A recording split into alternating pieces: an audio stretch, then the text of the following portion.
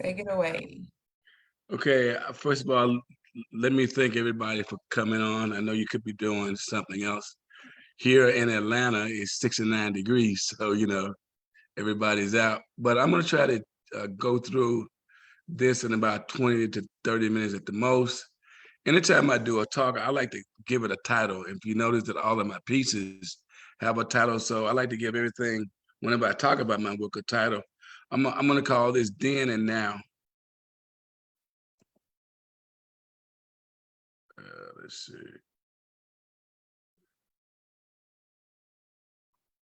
It's not moving. The screen is not moving. You should be able to Oh, go there to, you go. yeah, yeah. Okay, but I would say for the last 20 to 30 years, I've been dealing with these issues. The story my grandfather told me. September 11th and Hurricane Katrina are two events that changed our lives forever. The relationship between sight, sound, and color in terms of music, and lately COVID-19, George Floyd, gerrymandering, and voting. Wrong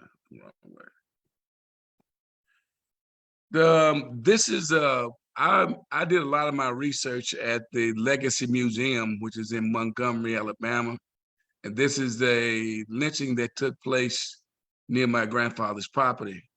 And if you go to the museum, they have markers indicating lynchings of people who have been killed in certain states and certain counties around the South. And while doing my research, I found this marker by a man by the man at the top, James Anderson, lived close to my grandfather. This is just a sign of the Legacy Museum in Montgomery. This is a map of gerrymandering. Gerrymandering. Uh, I took the gerrymandering statistics from the gerrymandering that was done in 2016, and of course we saw this over and over and over during the pandemic. Then also I'm talking about gerrymandering because this is where gerrymandering may take us back to. Uh, this happened in Birmingham, Alabama, 1963. Now these two books were the ones that really inspired me to do the series. One of my collectors' husband name was Ron Walters, who professor at Harvard University, wrote the book on the left, Freedom is Not Enough. And Carol Anderson, who lives here in Atlanta at Emory University, wrote this book, One Person, No Vote, How Voter Suppression is Destroying Our Democracy. So what I did was I wrote a grant. They have a project called the Artist Project here in Atlanta, and I'd applied for the fellowship for 7 years, and this year happened to get it. So in reading these books, I noticed everything kept going back to voting, voting. So I looked up the idea of what was gerrymandering. I never heard of gerrymandering, which is based on the census every 10 years, and this is where the party who's in majority draw the maps where they want them to be, but they do it in favor of their party. This piece is called "Untitled Politics," the the the cover up, and it's 60 inches by 165 inches. And this was the first piece I did. Underneath those ties and scar shapes are counties in Georgia where the Black votes are suppressed: Lumpkin County, Floyd County, Glenn County, and Forsyth County. So what I did was I decided that I wanted to do the states where, and it just so happened most of the states uh, I did were Republican states, and I mean it just happened that way. So what I did was I took dirt from each state. The dirt actually came from those states. Where you see the dirt is where gerrymandering take place in those states, and this is Mississippi. And I don't have a pointer on me, which I was hard to see, but on the top left hand side, uh, one of the counties is called Macomb County, and that's where Emmett Till was lynched. So this is how the exhibition looks at the museum. The state on the left we know is Alabama. Arkansas is the second state. Texas is in the middle. Then you have on the other end, the other two is Kentucky and Mississippi. Also, I did a series of banners, and I call them Creating Obstacles. On these banners are court cases that dealt with gerrymandering and certain organizations that dealt with gerrymandering. And as you know, that Georgia here, we were one of the swing states. And when you look at the swing states, on the circular part, it says John Lewis, and in contour where you can barely see is the Voting Right Act. That Voting Right Act, I don't think has yet to be passed. So, you know, when you look at that, and along with the 13th Amendment, which one was passed, there were a lot of the Republicans created a lot of obstacles in terms of trying to suppress the vote. The symbolism that comes in my work is the rod at the top symbolizes the cane that my grandfather he used. And if you notice, there are seven. There are a total of 7 shapes going down. 7 being a biblical number, and on each end are the scarf shapes that represent the symbolism of the struggle of women. They're the ones that is locking everything in, because I felt like women have been the backbone of not only civil rights, but they've been the backbone of the African American community as a whole. And these are the 3 banners that hung in the museum. On the left is North Carolina, and on the slogan up top says "Stronger Together," but at the bottom it's in contour. It says "Yet So Far Apart." In the middle is Georgia, and on the end is Florida. On the tondo shape is, instead of saying "Make America Great Again," it says "Make America Responsible." And there are also communities close to Florida that gerrymandering took place a lot, and how they destroyed one of the black meccas, or some people call it black millionaires status, which is in Florida at Rosewood. Then I did a series of intaglios, whereas I looked at the idea of where the black and white lines are, and you can barely see the white, but I wanted to make them also in a tondo shape. When you think about a tondo shape or a circular shape, it is used to make sure that you zoom in on something. But for me, not only was this a part of it, but there are situations which we are still dealing with that have to do with that had to do with the crisis in Africa, in the African American community, such as being shot by the police in some cases. But I wasn't aware that Dr. King did a speech in 1967 entitled "Where Did We Go From Here?" And it's talking about the same problem that we're dealing with now. This was Arkansas. I used this was the one called entitled "Along Colored Lines," and it's about the shapes being Arkansas being locked in, and Arkansas is becoming more diverse in terms of not only culture, but in terms of a lot of things. And so I wanted to use that shape as that. This is a silhouette of all of the tondo shapes of living living between the black and white lines.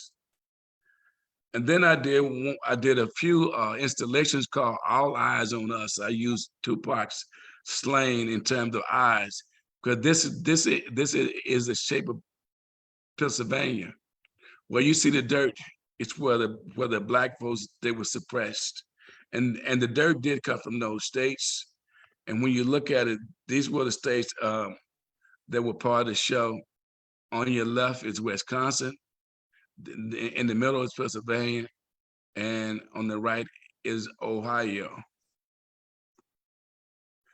So the first ballot box I did, I called it Black to the Future instead of Back to the Future, Black to the Future, because if we don't vote, this is what's going to happen to us. We'll be going back to the past.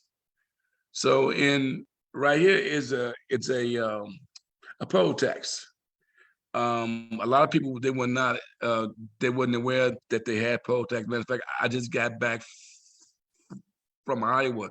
I did a lecture, and I was just surprised at the number of people who was not aware of the poll tax. And these were mainly white people. I was at a white Catholic private school doing a lecture and a visiting artist. And this happened to be one of Garbo's collectors happened to have this information on file. But in doing my research, I was not aware that Phillip Downing invented the mailbox.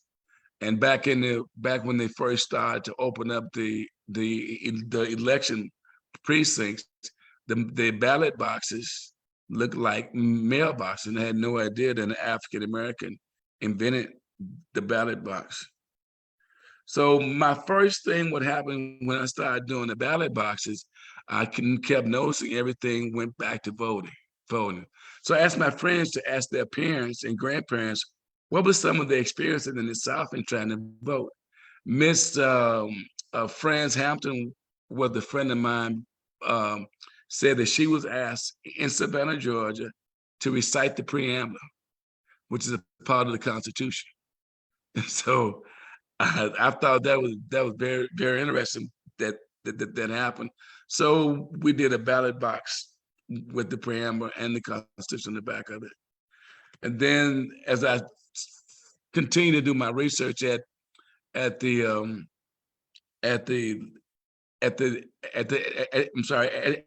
Legacy Museum, I read a lot about how many seeds in a watermelon, how many bubbles in a bar of soap. These were things that were constantly asked to African Americans in order to vote. This was the one that was most interesting to me, called Conversation with the Proud Boy. When I was doing my research, a lady by the name of I think her name is Ernestine Parker from Oconee, Florida. She said there would be a series of things happen 3 days before you were allowed to register to vote. First, it would be a series of cross burnings. Then the second day, it would be a series of nooses hanging from the telephone pole. But if I go back, this sign is it best not to be hanging around here to vote. So this was an intimidation to intimidate people by voting. So I wanted to bring it up to date, and I did a necktie in the shape of a noose. Then there was Miss Anna Mae Parker. She was asked how many black eyed peas come in the bag. A lady from North Carolina, I think her name was Lula Mae Brown, said she was asked how many marbles in a jar. How many jelly beans in a jar. Miss Sarah Williams was asked how many gumballs come in a gumball machine. This one was very, very interesting on the left. This was a guy by the name of Leroy Johnson, who would not want to talk to me. He called me from a payphone. He told me not to even mention his name, so I'm just going to call him Leroy Johnson. He said that he was asked when he walked in, the clerk had a box of bullets on the desk, and he asked him. He said, if I had 3 house N words and 4 field N words, how many bullets would it take to kill all 5 of those in? And then he was asked how many bullets come in a 5-pound box. So if you look closely on the bullets are names of people who were killed by the police, like Breonna Taylor name was on there, and a couple of people was killed by the police. So I want to bring it up to date. Another gentleman, Floyd Johnson, was asked how many nails come in a 10-pound box, and all these things are documented in the catalog, which you can find at Hearns Fine Art. They're also on Amazon, and they're also on my website. So that's basically it. I would be glad to answer any questions that you may have concerning the work.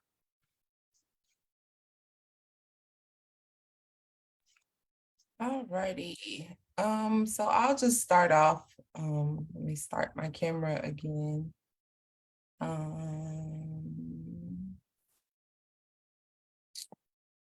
Can you talk about just also, do you see the option to stop sharing your screen? Let's see. To stop sharing, or I think I can do it. Yeah, I got it. Okay, there we go. Okay. Yeah.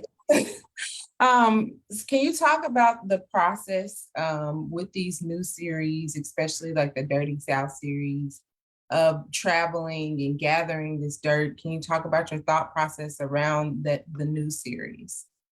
Well, the thought process, I mean, that's the way the work was headed.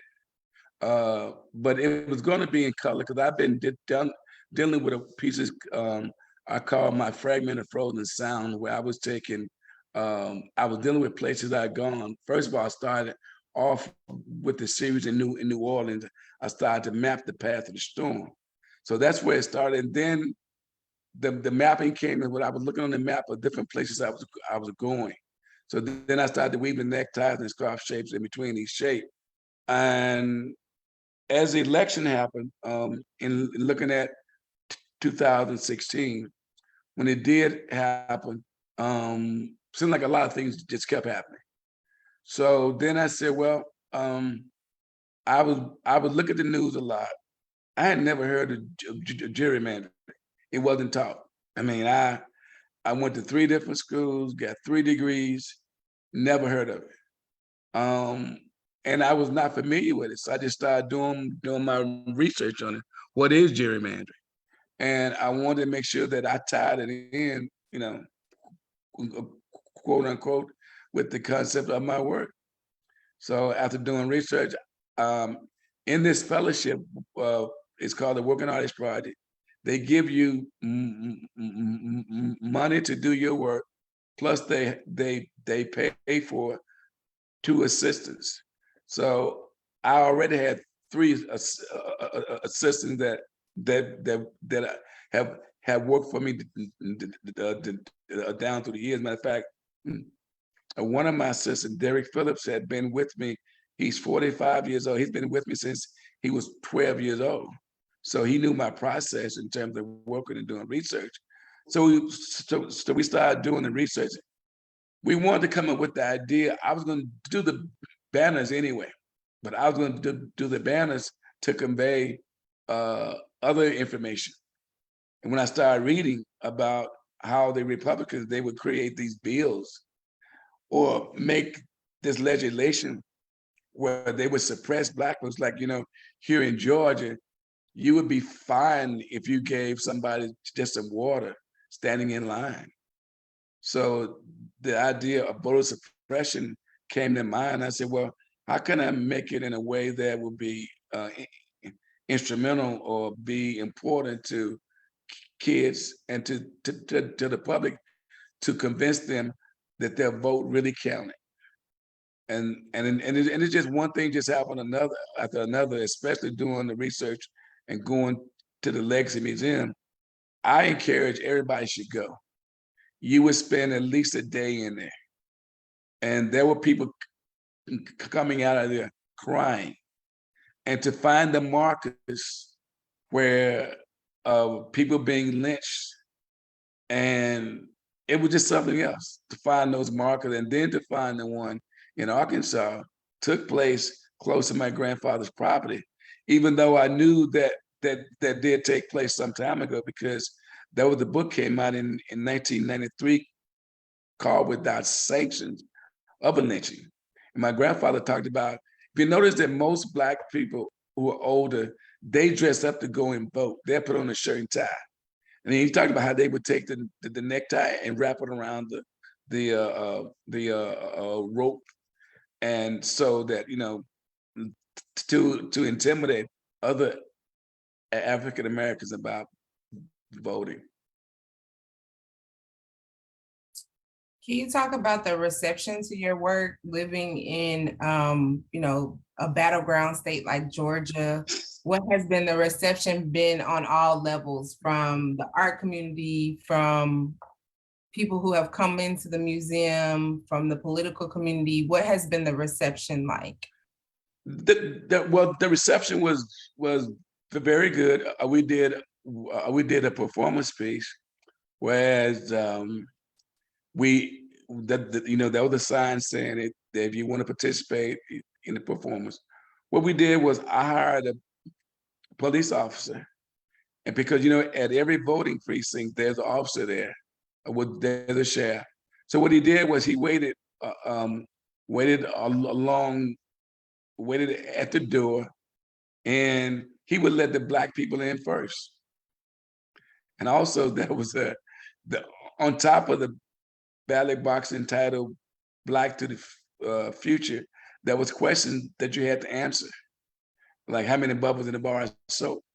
And it was somewhat a little bit that it disturbed a few people for a minute, but then a lot of people got the idea about how we felt trying to vote. I think they said at the opening there were about 150 people that they counted. The artist talk, I think there were 98. It was like standing room only. So reception have been good. What's very interesting was, as I mentioned earlier, I just got back from Iowa, Clinton, Iowa, which don't ask me where is that. I just know I had to be there early in the morning and it was cold. It was a small private Catholic school, and I did a lecture on one of the coldest days of the year. There was about 60 people that showed up, mainly white people. They were really shocked about some of the information. There were several questions afterwards, and they had never heard of that. So we did it. So I ended up doing a banner with a few of the seniors on Black inventors. A lot of them didn't know that the stoplight was invented by a Black man. The golf tee, the first home security system was invented by a Black lady. And there were the lady by the name of Sarah Boone had the first Black patent. So it was really a good educational thing for everybody, I think. So, just as a follow-up question, you've been an educator, or you were an art educator for quite some time. What do you feel is the role of the artist in the education process when it comes to history? Do you think that the artist has a responsibility to educate, or should art be made for art's sake? I think it's a combination of both, but it was Nina Simone who said that artists, and Paul Robeson said that artists must speak to what's happening at the time. And I tell students all the time, in both high school through college, when 20 years from now, they're going to look and see what artist was creating and what music was being played. That's what's going to determine what was happening at that time. And I think an artist has a responsibility, even if the work is abstract. I know for me, my work is, and that's why I tell people, if you ever find a Kevin Cole that is untitled, it's not a Kevin Cole. I put a title on everything, and normally I come up with the titles before I do the work, and I'm always listening to music as I work. and always reading and doing a lot of reading and research, but try and quote unquote tie it back into my own work. And when I say tie it back into my own work, I mean, if you notice, mostly all of my images have a necktie or a scarf shape in them. And I will continue that to take it a little bit farther each time by adding other shapes and other forms. So we do have a question from the chat. Can you talk a bit about the choice of using metal versus some other medium like wood? You could have used wood or some other medium like some of your other works, but he notices the medium of most of the pieces in this collection is heavy on the metal, such as aluminum. Well, the reason I used aluminum was, which I didn't talk when I talk about September 11th, I was supposed to be in New York that day. I was supposed to be going. I was supposed to have been there on the plane going to New York. And a friend of mine by the name of Bill Stevens sent me a picture of a little boy at ground zero after everything was over with. He was holding a piece of tar paper and a piece of aluminum. So I started working on tar paper and aluminum as my protest against September 11th. But when you think about the airplanes that crashed into the building, they were made out of metal. So metal being the strongest form, that I wanted to have these things etched in. If you notice, everything is etched in. I wanted these thoughts to be etched in people's mind. I wanted to really put it there, because when you think about it, even if one of these fell off the wall, it's not gonna hurt it. If I would have used wood, just like the piece I have now is wood, it would break. But I wanted something that I wanted the people to really look at. And then I think it just added another dimension to my thoughts about they continue the subject matter.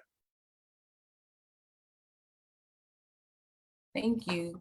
And going back a little bit to reception, so your work has historically been very abstract. You know, you look at your work, you don't see faces and places and people, but your work is abstract and representational and references things.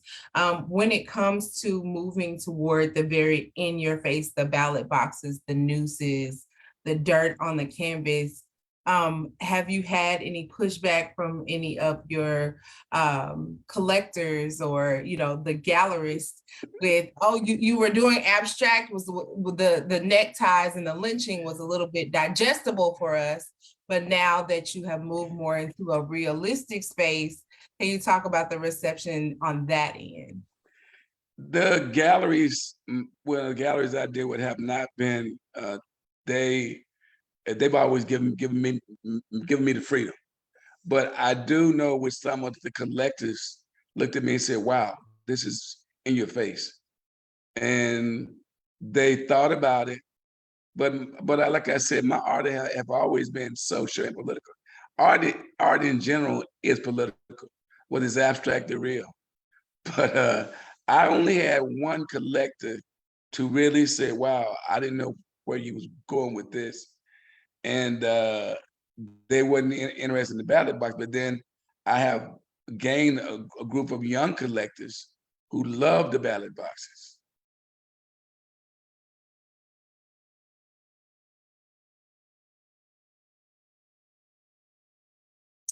So we did get a question in the chat. What was the name of the piece with all the colors in the state of Arkansas? And I believe the piece that she is referencing was along colored lines. Yes, Arkansas. State lines. You could definitely find the full show on the website at hermfineart.com. So definitely a good segue into this next question. Can you talk about your relationship with Arkansas and how your identity, Southern identity, Black identity, educator identity, how all of your identities come out through your work? Well, being from Arkansas, my mom had 7 kids. I'm number 6. Growing up in Pine Bluff, I I attended Pine Bluff, a school district, and my growing up, I tell people the way I got into art was having a speech impediment. I would come home and complain to my mom how students, the other kids used to tease me, and her idea of making me feel better was to go make mama a picture. So I made mama a lot of pictures, not knowing that this would become my profession. And the best decision I ever made in my life was to attend the University of Arkansas Pine Bluff. I studied with five wonderful men: Ernest Davidson, late Terrence Corbin, the late John Howard, late Ted Johnson, and of course Henry Linton was a major force in my education, in getting me prepared to attend graduate school. Arkansas, I mean, it's my home. I mean, everything started in Arkansas, especially at University of Arkansas at Pine Bluff, a small historically Black college that really helped put me on the map. Arkansas, like every other state, has its problems.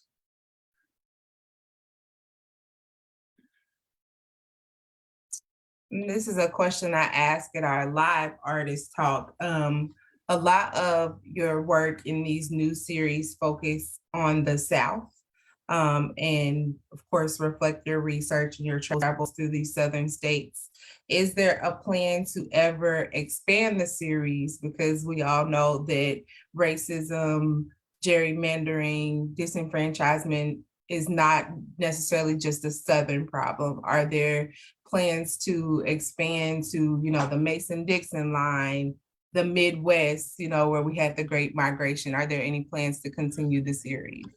I'm still thinking about it, but now I did include Wisconsin, Pennsylvania, and we also did some intaglios. It was Pennsylvania, Wisconsin, Ohio. We also did what did the oh yeah, we did Michigan. We did several Michigan. I'm not sure where I'm going. If I want to continue doing the banners, but they may be in color, they may be out of wood. I'm just not really sure because it's so depressing sometimes. And really think about, okay, a lot of people not talking about in Wisconsin, they're trying to repeal the 14th Amendment, which allowed women the right to vote. And you start doing this research, and you get this happen, and I'm doing one more ballot box because a gentleman was telling me about his parents would ask how much do a bale of cotton weigh. So that's my last. I mean, that's my last ballot box. I can't take it. So I wanted to. I really don't know where I'm going, but I always found that the work would take you there. If you listen to the work, it'll take you where you want to go. So we have another comment from the chat. It's unique how each ballot box has a story and deeper meaning and how they all represent some form of racial discrimination.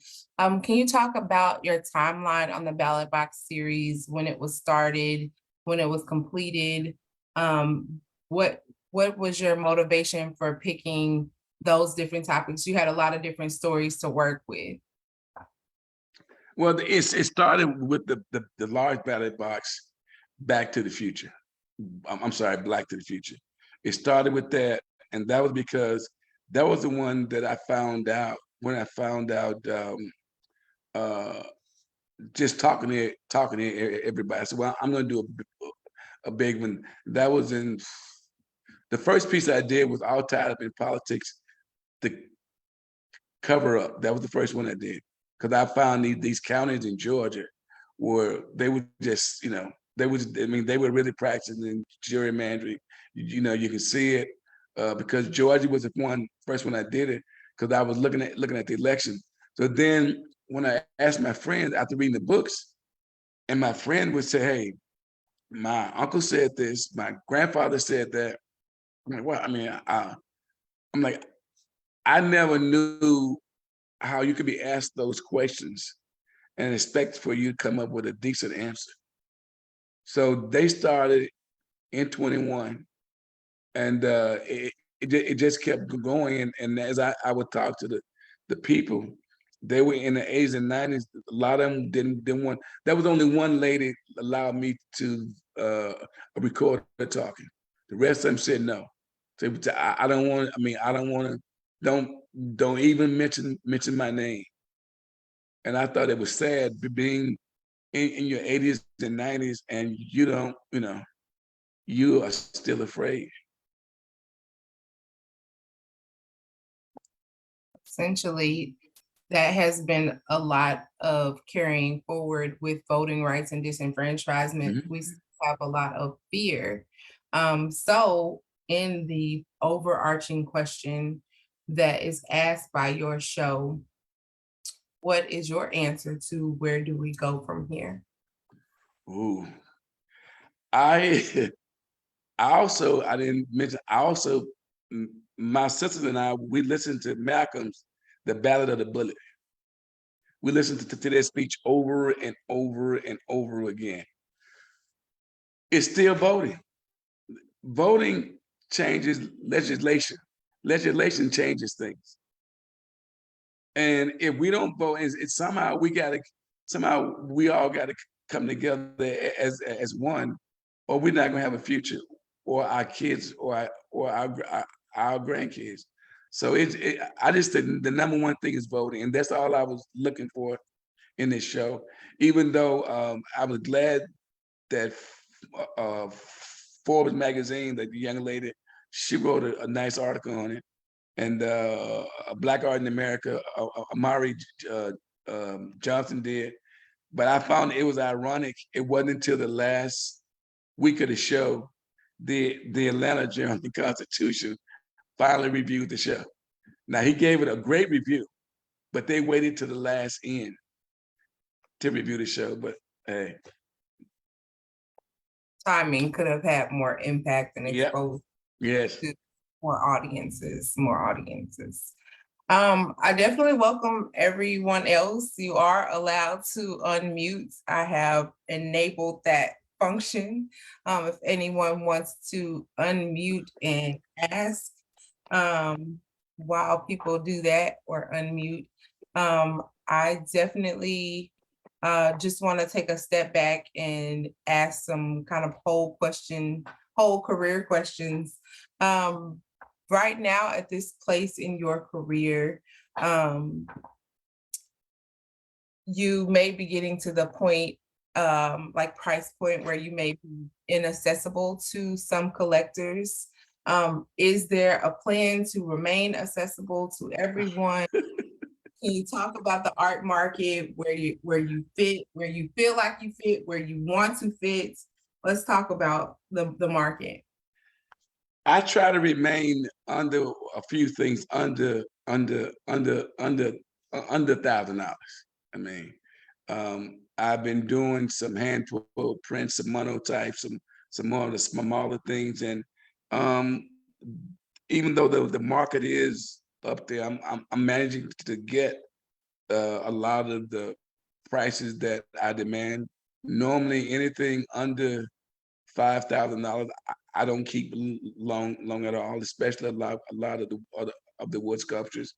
Um, what really advanced my career was going into the new Smithsonian. I mean, even that night, uh, being in Washington D.C., I was fortunate enough to to come back and sell enough work to pay for. I have 3 studios on 4 acres of land, and we made enough money that night to take care of all the property. So I was blessed and fortunate to have done that, because a lot of people started really buying the artwork and understanding the concept behind it. I have exhibitions scheduled to 2028. There will be a retrospective coming out of University of Maryland next year that will travel from there to Mississippi, and we're looking at like other places, you know, for the show. But the market. I feel blessed to be able to be increasing the number of collectors. Good answer. Good answer. Any other questions from our audience? We have some people who introduce yourself. So let me put my camera on. So I fell in love with your art piece.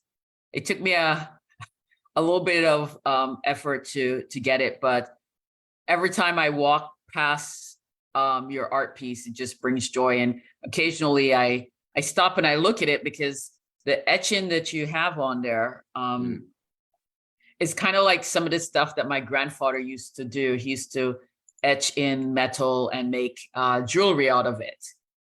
So I think it's a beautiful piece of art that like really does make my room pop. So just want to let you know that one of your collectors really enjoys your artwork. Well, I appreciate that, and it's funny that you said, and that's what I want in the work. A lot of people say, every time I come past your piece, I see something different, and then I smile. Even though you look at the neckties and scarves and the concept behind it, but then look how far we have come. But I really, really appreciate that, because that's what I like to hear. And a number of my collectors have said, whenever I come past it, I see something different, and then I just smile. So thank you so much for your support. No worries. It's a beautiful piece. I love the piece that's behind Anna, but not quite in that income bracket yet to afford it. But I would love to have that in my house. Not quite there yet. It's beautiful. Thank you. She really raises a good question. Can you talk about any of your upcoming commissions or any of your favorite commissions and where we can see your work in public? Okay. The piece behind me is a private commission for a client who just started collecting. If you notice, I'm still using the circular or the Tondo shape. Public art, they're the piece. If you're ever in Atlanta in the new international concourse, I'm the only American artist in there right now. It's Concourse F, and it's at the F gate. I have 2 other commissions I'm doing for a library. Well, I'm one of the semifinalists for one, and I may be doing another one in Iowa at this other school. So, like I said, I'm just trying to get more of my personal work done, and even though I do enjoy the commission, especially the public one and the private one as well.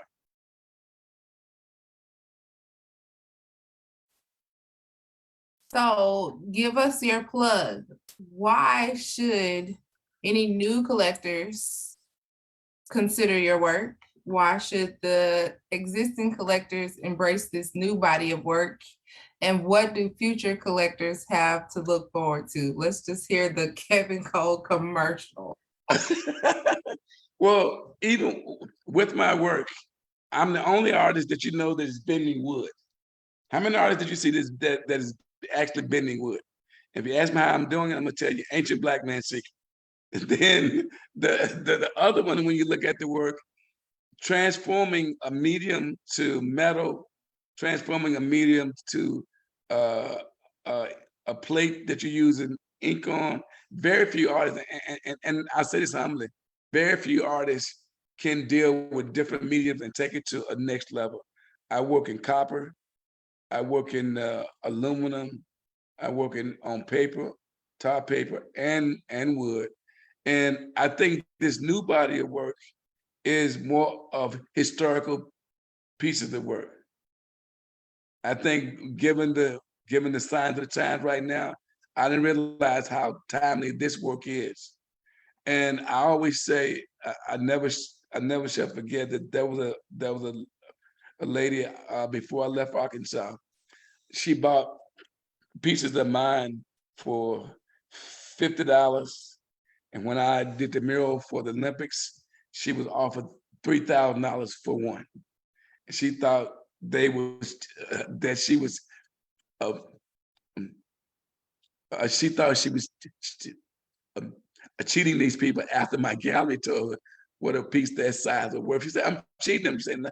I only paid $50 for this piece. And she sold it for $3,000.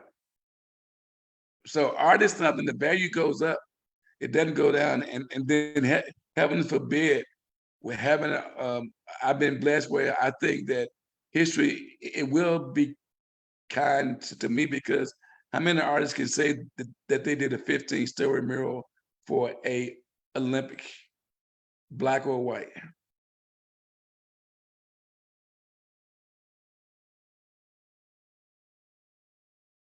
Not many. Maybe you and a couple other people. Right. Any other questions from the audience, from our Zoom patrons? Would anybody else like to share any comments? So I'm Face Peter from Philander Smith College. Out of all the art pieces, no, out of all the ballot boxes, which one resonates with you the most?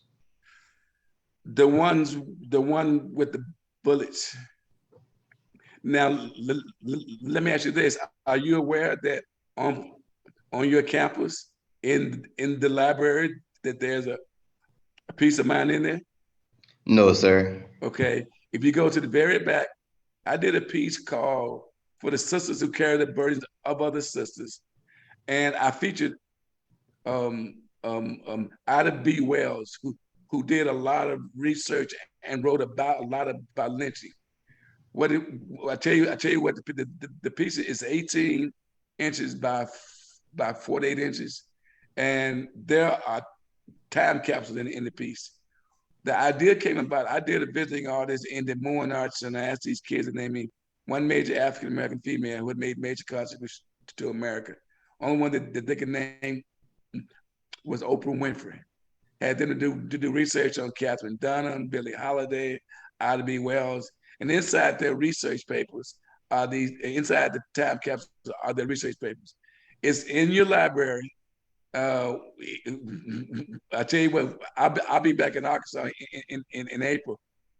Shoot me, I want you to shoot me like an email if you see it. Well, it should be in there, because all of the artists in that library are African American artists. Some of the top African American artists in the country are in that library. And I never knew that. And I've been here for this is my freshman year. I've been here for a few months. So go to the library, and they got little plaques by each one of them named. Okay. Yes, sir. Because I'm in the library right now. I'm in the study room. Okay. Well, if you look around, if you see, I mean, you will see it, because there's also circular shape, and Ida B. Wells' picture is inside that circle, and you need to know who she was, because she wrote a lot about lynching. All right, I got you. I'm gonna do my history lesson. Okay, and shoot me my well, if you Google me, my website will pop up, but my email is artistkco@gmail.com. Artistkco. And shoot me now you shoot me email, and shoot me a picture of you standing beside the piece. How is that? Yes, sir, I got you. And research the rest of those artists in there. There are a lot of Arkansas artists in there that you need to know. Will do. I appreciate that. Thank you. No problem. This has one of the foremost collections of African American fine art not just in the city or the state, but in the country. So if anyone is local to Little Rock, like definitely check out Philander Smith's art collection. It is extremely impressive. Mhm. Thank you all so much for joining us today. Last call, any more questions or comments from the gallery? So, Mr. Cole gave a compelling commercial, but let Hold on, it's somebody from. Okay, I got it. Okay. All right. gave a compelling commercial, but of course, I represent the gallery, Her and Fine Art in Little Rock, Arkansas. The show is up at 1001 Wright Avenue and has been extended through April 1st. So definitely get by and see the Ballot Boxes, the Dirty South series, and all of the new work from Mr. Kevin Cole. If you are interested, I definitely put our email address for inquiries in the chat box. That's inquiry.herandfineart@gmail.com. That's inquiry with an E and not an I. Thank you so much again to Mr. Cole for allowing us to represent you all of these years. We look forward to a continued successful relationship. Thank you for all the patrons that came on today. We will email a recording of this talk to anyone that registered. We hope that everyone has a wonderful and safe Sunday afternoon and a wonderful week. Thank you so much. Take care. Bye. Thank you. Bye-bye.